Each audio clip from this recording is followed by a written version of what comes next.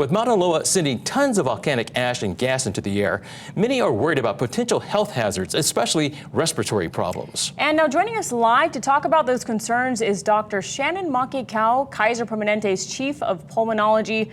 Doctor, thank you so much for your time now. Now, first off, I want to ask you, how big of a threat are these volcanic emissions and fumes from the eruption for those on the Big Island and also across the state? Yeah, good question. And thankfully, right now, the air quality seems to be holding up. It's pretty good across all the islands, but unfortunately, that could change at any time with Mauna Loa being so active.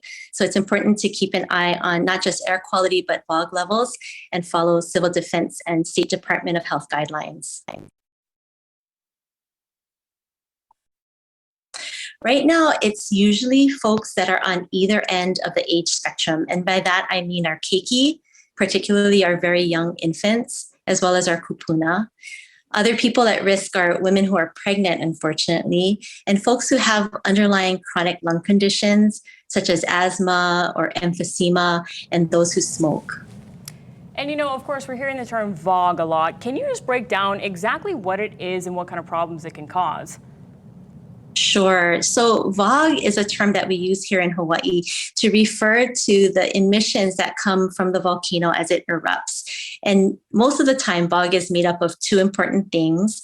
The first is a gas known as sulfur dioxide, and the other are very small particles, mostly volcanic ash and dust.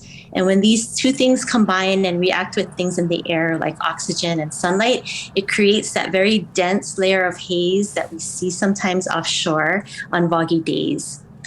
When fog is particularly heavy, it can cause irritation to the eyes and the nose and the throat.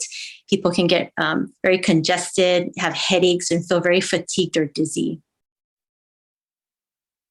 Hair. Now, what is that and how dangerous can that be? Sure. Pele's hair is an interesting phenomenon.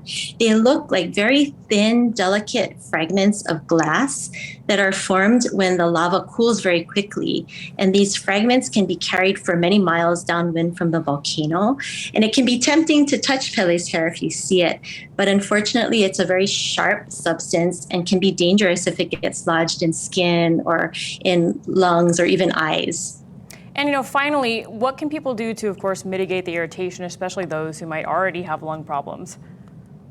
Yes. So the most important thing is to be prepared. So by following, the air quality guidance and fog levels, making sure you have important medications, particularly if you take them for your lungs, you want to have those on hand. You want to try to prevent exposures by staying indoors, keeping windows closed, running air conditioning if you can, avoiding smoking, staying hydrated, and importantly, seeking out medical care if you feel like your symptoms are getting out of hand. All right, great advice there, Dr. Makekau with Kaiser Permanente. Thank you so much for your time tonight. We really appreciate you stopping by. Thank you so much for having me. Aloha.